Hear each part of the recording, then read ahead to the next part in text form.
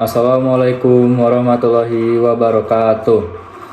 Perkenalkan, saya Rifat Sakti Fatlan Sukmana dari kelas 11-7. Di sini saya izin mengumpulkan tugas remedial matematika. Saya di sini akan menjelaskan materi, yaitu mengenai materi unsur-unsur lingkaran. Di dalam unsur-unsur lingkaran terdapat banyak poin-poin atau terdapat banyak unsur-unsur. Yang pertama ada titik pusat, yaitu titik yang berada tepat di tengah-tengah lingkaran. Semua titik pada lingkaran berjarak sama dengan titik pusat. Seperti ini contohnya. Kita lanjut ke jari-jari, yaitu ruas garis yang menghubungkan titik pusat dengan titik manapun pada lingkaran. Panjang semua jari-jari dalam satu lingkaran adalah sama. Seperti ini contoh jari-jari. Setelah itu kita perlu mengetahui diameter. Apa itu diameter? Diameter yaitu ruas garis lurus yang menghubungkan melalui titik pusat dan menghubungkan dua titik pada lingkaran.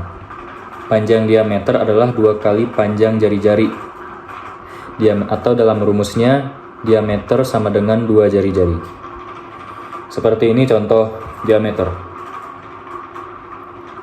Sudah itu, kita perlu mengetahui tali busur. Apa itu? Tali busur yaitu ruas garis yang menghubungkan dua titik pada lingkaran. Tidak semua tali busur melalui titik pusat.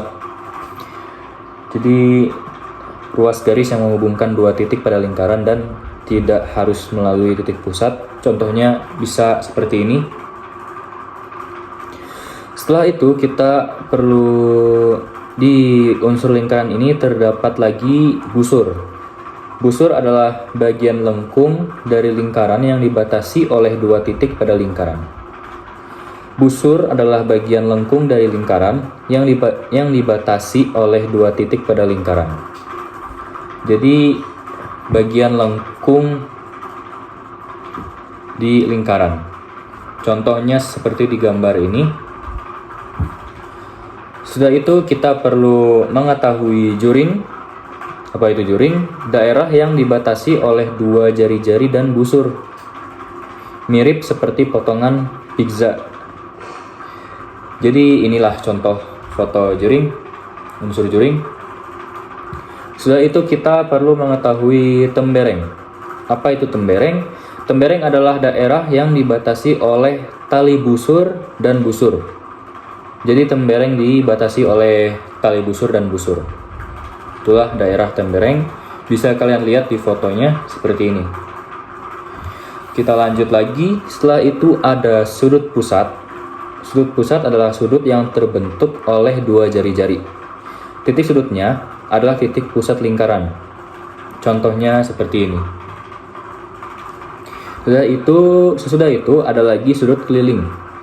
Sudut yang terbentuk oleh dua tali busur. Titik sudutnya terletak pada lingkaran. Sudut yang terbentuk oleh dua tali busur dan terletak pada lingkaran. Contohnya seperti di foto ini. Sudah itu kita perlu mengetahui yang terakhir, apotema. Apotema itu ruas garis tegak lurus dari titik pusat ke tali busur. Membagi tali busur menjadi dua bagian sama panjang. Jadi apotema itu garis lurus dari titik pusat lingkaran ke tali busur, di mana itu membagi tali busur tersebut menjadi dua bagian yang sama. Contohnya seperti di foto ini. Bisa dilihat, jadi itu adalah semua mengenai unsur-unsur lingkaran yang dapat kita ketahui. Semoga bisa menjadi pembelajaran kalian semua dan dapat dihafal materi tersebut, materi ini. Kesimpulannya, setiap unsur lingkaran itu memiliki peran dan karakteristiknya masing-masing. Memahami unsur-unsur ini akan membantumu dalam mempelajari lebih lanjut mengenai sifat-sifat lingkaran dan perhitungan yang berkaitan dengannya.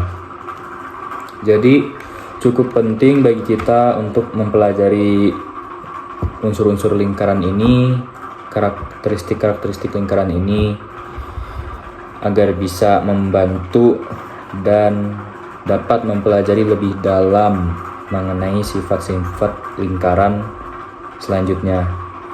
Sekian, itulah video tugas remedial saya. Mohon maaf bila ada kesalahan dan terima kasih sudah menonton. Wassalamualaikum warahmatullahi wabarakatuh.